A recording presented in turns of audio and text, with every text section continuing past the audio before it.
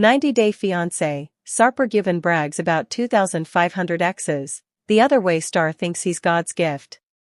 90-Day Fiance star Sarper Given is a walking red flag as he constantly mentions his previous affairs and boasts about the number of women he slept with. It looks like we have some serious red flag sightings here with Sarper Given. The personal trainer made waves after he appeared on the reality show following his romantic connection with esthetician Shekinah Garner. Their relationship has become a concern for many after Given showed signs of a lack of commitment.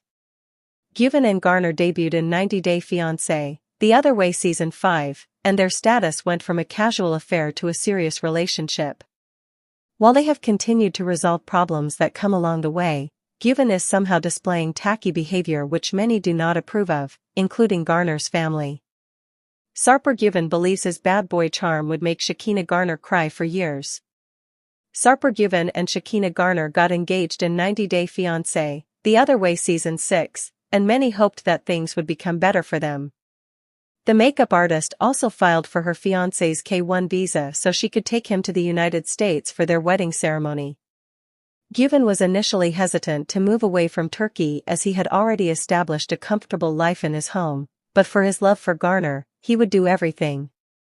This sounds quite romantic, and any girl would certainly swoon, but not until Given started displaying trashy behavior. We know he's a certified bad boy, but when you're in a serious relationship, you exert effort to change for the better. Given, however, consistently talks about his numerous past affairs and even takes pride in sleeping with 2,500 women.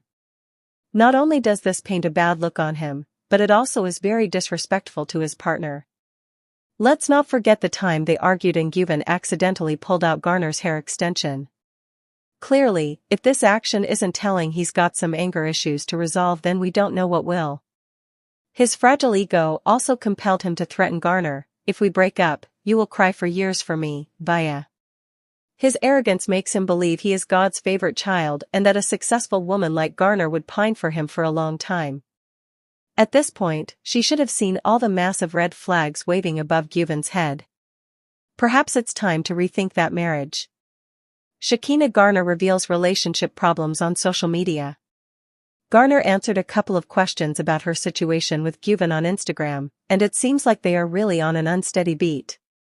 One fan asked if she was going through a rough patch with her partner, and she surprisingly responded that we might not see them again in the next seasons. Another asked if they were both fine, and Garner remarked that nothing about their relationship was easy. She also revealed that Given has not calmed down ever since they moved to the US. Hopefully, things will get better for the couple, and Given will work on improving himself to be a better partner for Garner. My life was peaceful. 90-Day Fiancé Sarper questions if he would still date Shekinah.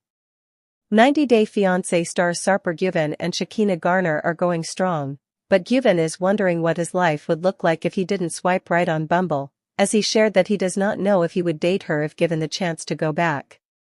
In a conversation with People, the 90-Day Fiancé stars reflected on their relationship journey after Given received his K-1 visa and moved to the United States from Turkey. Despite being a united couple, not everything was easy for the pair since his arrival. Given his lifestyle before they met, their relationship was always going to be tested. On our first date, I told her everything, he shared with People. I was such a bad boy. I had such a life. I sent this message to her that I cannot be a serious guy for a relationship. But he used that a lot of the time because a lot of women will look at that and take it as a challenge to be like, I want to be the one to change the bad boy, Garner chimes in. I saw something in him, and I was like, he doesn't really want to be this person forever. I felt like he was getting tired of that life. Garner did not look at their relationship as a challenge, as she was accepting of who he was. However, if he were given the chance to go back in time, Given would not know if he could see himself with Garner today. If I had a chance to go back 2 years ago, would I swipe right on Bumble? I don't know. Probably. The 90-Day Fiancé star says his life was peaceful before relationship. The pair first met on Bumble while Garner was on vacation in Turkey. At the time they met, Given was dating multiple women. However, Garner still moved to Turkey within a few months after they met. Gyven recently opened up about his body count, which he previously claimed to be 3,000 women.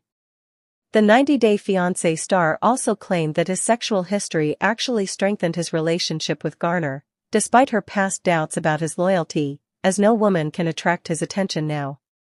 For a man, if the body count is high, it's a good thing for a relationship, he argued. Because right now, women can't tempt me. During the interview with People, Gyven opened up about his past professional narcissistic mindset where he thought, you cannot love anyone more than yourself. However, his mindset changed when he met Garner, as he said, now I see her like myself. She has a problem, I have a problem. If she has happiness, I am more happy than her. Is it a good thing? I don't know. Although they are happy now, Gyven does not know if he would see himself with Garner today if he had the chance to go back in time. Garner questioned him about his stance, but Gyven stood firm on his answer. The 90 Day Fiancé star argued, you have to think if it's worth it, but Gyven reflects on the stress. I mean, look at whatever we've had, so much stress, he said. My life was peaceful. Your life was not peaceful. It was very chaotic, babe. In my way, it was peaceful, he continues. Because I didn't have any stress, I didn't have any emotional chains. My life was at a happiness level of 4, 5, 6. It was going steady. I'm not buying into the 90 Day Fiancé throuple.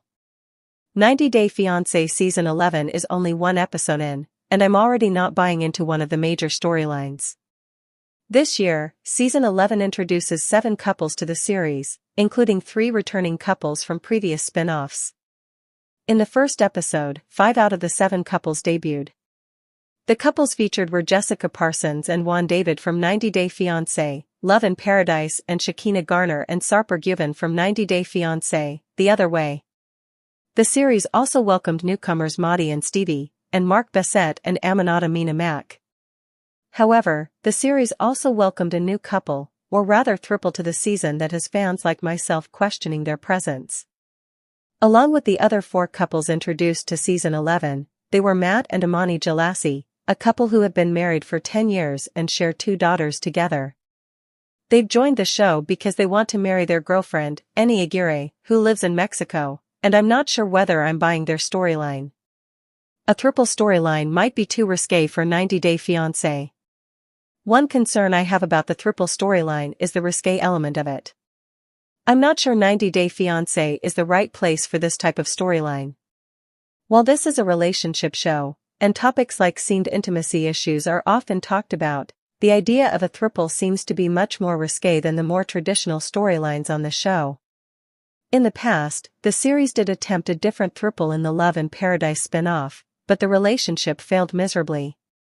Frankie didn't even go to Mexico to meet Abby Nunez and Gabby Montoya. Meanwhile, this with Imani and Matt storyline had already jumped into sexy lingerie in the bedroom. Now I recognize that Imani began her confessional by saying throuples are hypersexualized and have negative stigmas surrounding them. I also realized I might be falling right into the trap. However, something about this storyline just doesn't sit right at first. Luckily, it's still the first episode, so the throuple might be able to convince me otherwise. But currently, I'm not convinced in their storyline belongs. Is Imani really independent and in love with Matt? Upon the initial introduction, Imani and Matt seem to be polar opposites, very similar to Paula and Russ Mayfield in 90 Day Fiancé Season 1. Imani seems to be more fiery and outgoing, while Matt is more timid. While opposites often attract, I'm not sure if I see love or attraction between the two, especially with Imani. I can't help but wonder if Imani is not being entirely honest, much like the previous throuple on the show. I wonder if she is even attracted to and likes her husband.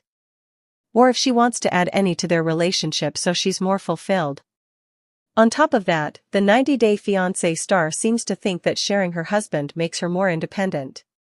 However, from an outside view, I'm not sure that sharing a husband or having more than one partner makes her more independent. From my perspective, it seems like she wants to have more options available and rotate through her partners based on availability and desires. If she were truly independent, then wouldn't she be open to being alone and not feel so much jealousy at the prospect of being left out occasionally? In the end, Amani, Matt, and Annie are together as a couple and live in different countries, so they technically fit the requirements for the show. They also seem far more believable than the Frankie, Abby, and Gabby throuple. However, I still think they raise a lot of red flags. For instance, Amani and Matt are legally married, so in order to apply for the K-1 visa, they would have to get divorced so one of them could marry Annie. The entire relationship seems messy and confusing, especially with children involved. Nonetheless, it'll certainly be interesting to see how this 90 Day Fiancé season will play out.